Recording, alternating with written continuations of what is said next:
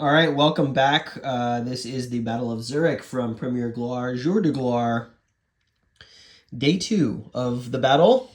Not much has really changed necessarily since we got underway in the morning. We're on the 5 a.m. turn, 7 a.m. turn, 7 a.m. turn. Russians engaged in a counterattack here along this ridgeline. Went horribly for them. As you can see, disordered almost the entirety of Tuchkov's formation. Cavalry had to retreat. It was a really good idea at the time, and they just rolled just so bad. And can't catch a break anywhere. And now the French are in position to counterattack. So we've got the, what is this? The 13th Dragoons. They are charging up the hill against Likashim's cavalry. Disordered cavalry, I might add. I gotta make sure that you can charge up a hill. Looks like you can. Yeah. So I figured I would show that since it's the opening action here of this first turn. If you watched the previous video, you know that we swept up, so don't mind the chit cup. The French came up these roads. We crossed the Lima along this pontoon bridge here. We forced the Russians back to the hill, to Zurichburg here. Meanwhile, a French force here pinning the southern and western gates of the city of Zurich as the Russians try and hang on. Really more of a distraction. Make the Russians respect the force here, but not necessarily able to push in there necessarily, although we are set up now with French units in the city here, taking fire from these gunboats, but artillery pounding the walls, pounding the troops within, hopefully trying to find a place to disorder them so we can make an assault, as you can see. Anyways, the cavalry charge, let's do it. We're at a plus 1, 2, 3 on this, and we rolled a 10. Of course, we rolled a 10. That is going to rout. Not only is that going to rout, this is actually what I was really hoping for. So it's going to rout the cavalry. It's going to have to go back 1, and then it can't go back again. So it's going to go through this unit, so it has to go back again, which is going to make a check there. But as soon as it takes another disorder result, which it does after retreating, it's going to have to make a route move, and that's a cavalry unit, so it's 1, 2, 3. Again, Tuchkov fleeing. We now need to make a morale check on this unit, who is I don't know what the word I'm looking for is. It was moved through. That fails, and when that fails, that causes a disorder, which then, because it's already disordered, causes a rout. So that's going to go 3 hexes back. 1, 2, 3. And already this morning it's unraveling pretty quick for the Russians here. The result on this cavalry charge is that it gets to move forward. And then I got to look up the rules about its pursuit, but it does get to pursue. I think, well, let me look it up and I'll show you where it ends. And actually, this is a pretty easy one, I realize, as I start to look at it. As soon as it enters the front hexes and zone of control of this infantry unit, it must stop because that is no longer the unit it was pursuing. So we go here, and then we have to make a cohesion test to see how much that charge disordered the unit. It did not disorder the unit whatsoever. And it looks like the French are about to take this hill. You know, I think what I decided is the French early, if I can get this flank pushed back, then I can surround this really hard Russian defense here, force them to retreat back to the city, then we can really put the squeeze on the forces inside of Zurich and even just outweight the timer, basically. There are some victory points that the French have scored. I just realized I got to go check how many the French have scored at this point, and I'll be back. It's all going bad. It's all going bad for the Russians. 2 more units from Tuchkov's division routed off the map. We've got a bunch of disordered ones here. We've got a breakthrough to the top of the hill by Ketar. That forced Korsakov to reposition, and there's just very limited ability for the Russians to counterattack at this point. They're holding this line quite well, but it's only going to be a matter of time before that artillery disorders the unit in the town there. Tuchkov is trying valiantly to hold something of a perimeter. They got 1 more turn until they get some reinforcements, which I think are coming in up here, which could cause some chaos in the French rear, but the French did maneuver to intercept them on this turn. which is nice.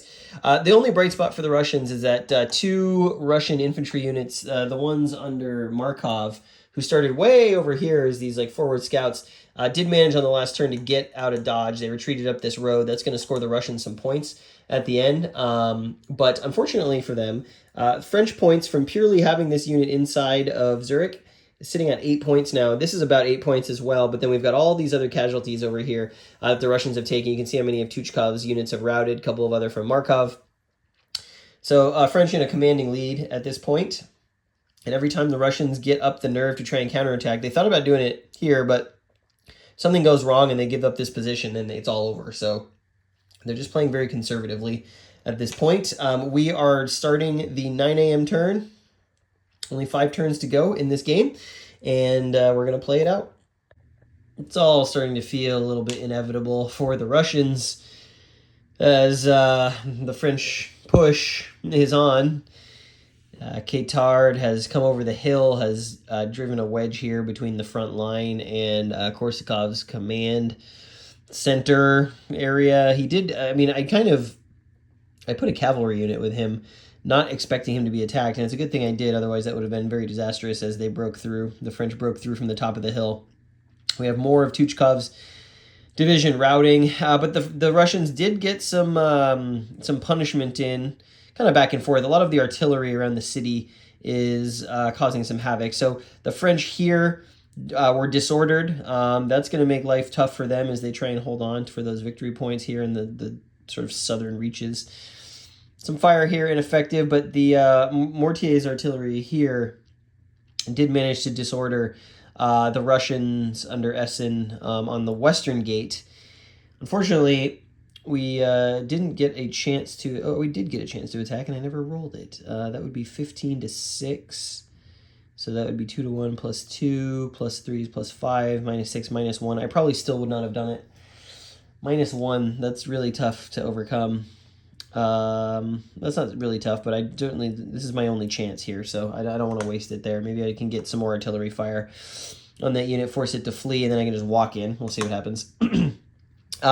Elsewhere, this sort of near the village of Beckenhof, this sort of standoff between Bontemps and the rest of Sakin's division here resulted in a repulse of the French attack, some disorder of 4 of the different regiments, but also the Russians becoming disordered as well. I don't know that the French are going to be able to break through here. I mean, they might if the artillery manages to hit again.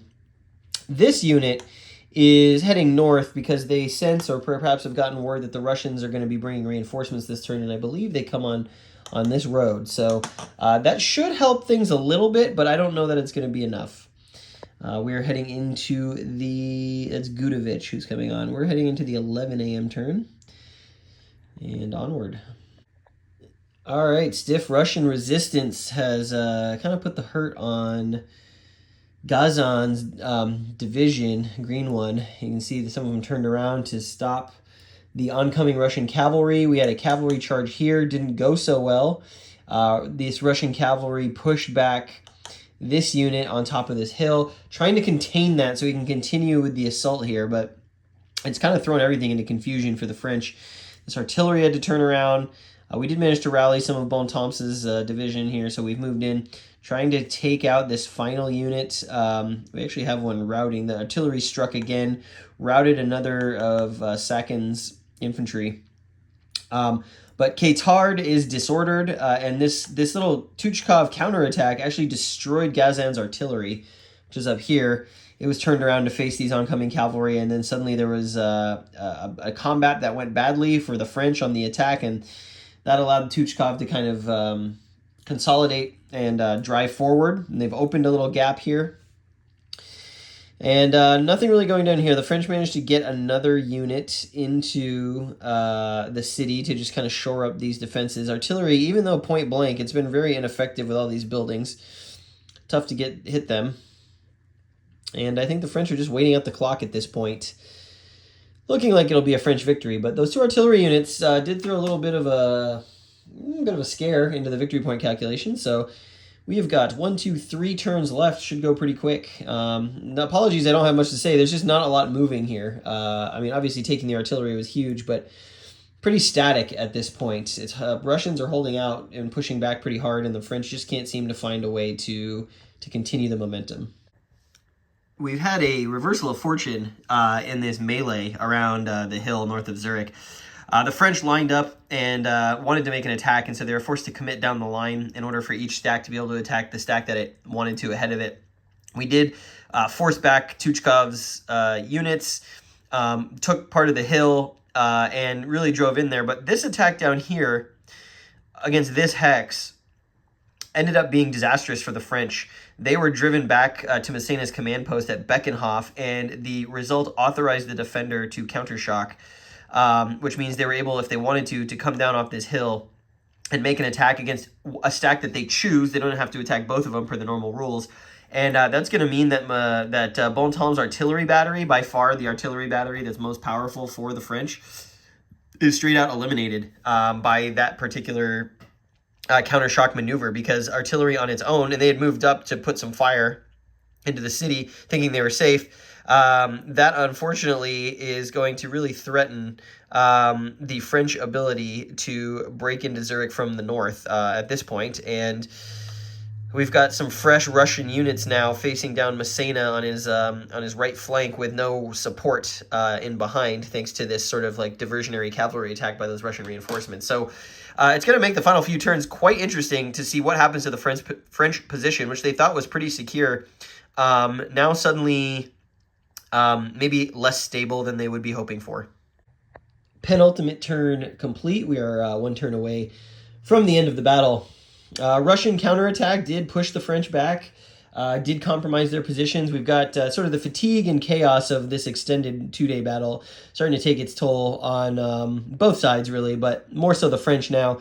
See a bunch of disordered units under Bontemps after the Russian counterattack around Beckenhof. Russians actually managed to take the village back, which is unfortunate.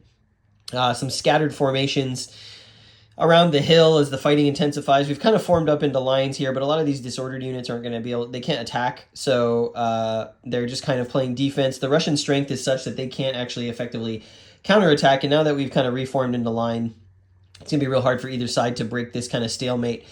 Sakin's units continue to rout here. We'll see what happens at the end of the final turn. That could affect victory points. Russians thought maybe for a moment they had the opportunity to open this road one more time before the end of the game, but it wasn't to be. Some French units routing here and down here from either artillery fire or counterattacks. The French did actually manage to breach the Lucerne Gate of Zurich here with some cavalry under Mortier. The artillery fire from this battery managed to rout the defending unit that has been here basically the whole game, and the cavalry were swift to move in there and take the hex. They're likely not going to be able to, they're very light cavalry, so they're very not going to be able to do much in there. I thought maybe if I could attack, I still might be able to. If next turn, if I rotate them a vertices and attack the artillery there, I'd be showing my back to the cavalry unit that's under this artillery piece, but that may not matter. I mean, eliminating that artillery would go a long way into points for the French. I don't know. We'll see how it plays out. But we're kind of at the end here. I expect the end to look very similar to this. French not quite able to take the city, but certainly have crushed Russian resistance. So we'll play it out. I'll show you the final state of things, and then we will chalk up the victory points and see who the winner is.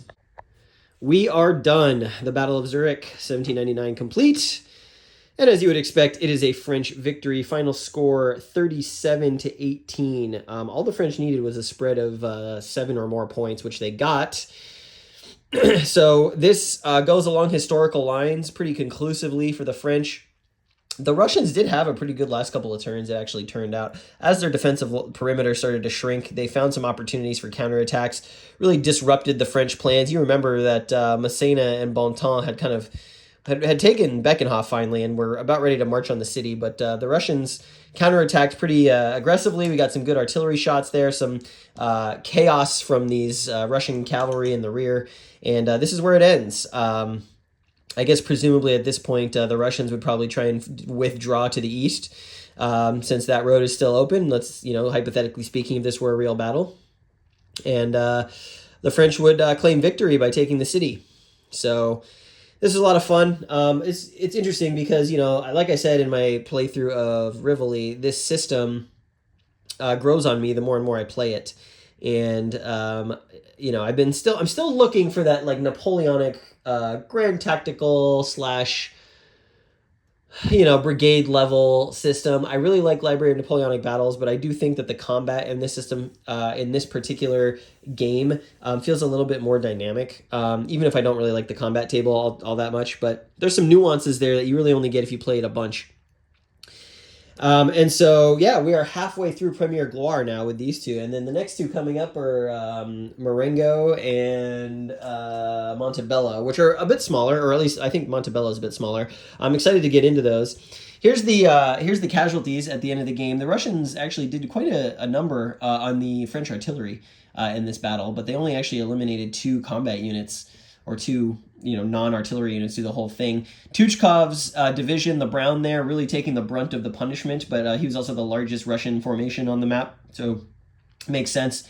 Markov's 2 of Markov's units eliminated early, but 2 of Markov's units actually did manage to escape, which gave the Russians 6 points at the end. So it could have been even more lopsided had that not happened. I'm actually pretty impressed that Markov's formation, which actually, if you remember, they started the game over here and then some reinforcements came on here. They managed to fall back all the way along this road and finally get out before the French managed to surround the city. So some good force preservation there. There may have been other opportunities for me to squeeze out some Russian units before the French fully sealed off this road, but I'd have to go back and watch the video and see. But it was a fun challenge to play both sides. I think this scenario as a 2-player scenario is probably less engaging than Rivoli because the Russians here are pretty badly outclassed for most of the game in terms of unit quality and positionally as well.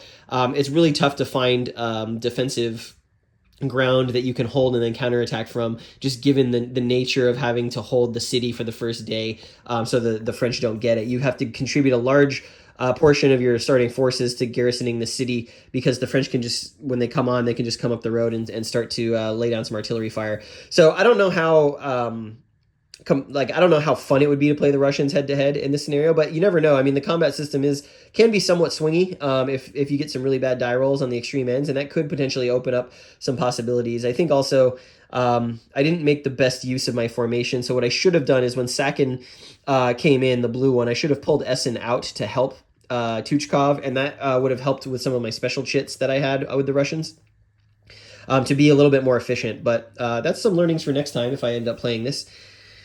Speaking of next time, what am I playing next? I think I'm going to stick with Jours de Gloire, and I'm going to play another battle, but this time from the Peninsular Campaign in Spain, and it's going to be a lot smaller and a lot quicker, so I'll probably be able to do that one in a short video, and I'm excited to talk more about that one because I recently got it in the mail after finding it for a good price. And, you know, I'm sort of amassing my Jours de Gloire collection. The one thing I should also add as well is Via Victis. If you like the look of this, Via Victis just put up pre-orders on their website for the here, I'll bring this over so we have a nice visual here. Pre-orders for the next deluxe edition in this system. And don't forget, by the way, that these games do come with both English and French rules, which is great, as you can see. So if you are ordering from Via Victis directly, which I highly encourage you to support them, you will get the English version of the game. But anyways, their next deluxe edition is up for pre-order, and that's going to be Eylau and Friedland, I believe. No, not Eylau. Oh boy. I know Friedland is in the package. It's 2 battles, and it comes in a folio like this, and Friedland is one of them. I forget what the other one is. Jena Auerstedt? Whatever the battle around Friedland is. I'm blanking on my Napoleonic history right here. Anyways, if that's, you know, if you don't like some of the early Napoleonic stuff, that one might be more your speed. It's going to be 2 battles. It's going to look a lot like this, same artist. And we'll have Friedland in there at the very least if you're into that. The other one that I think is available here is the Waterloo package. So that comes with Ligny, Quatre Bras, and Waterloo in another deluxe edition like this. So if you like the look of this, you should give Via Victis' website a visit and check out what they've got in the Jours de Gloire series. I really like their production, and the rules are translated very nicely. So thanks for watching this. We will get some more Jours de Gloire in the next video to the table. Hope you'll join me for that, and I'll see you then.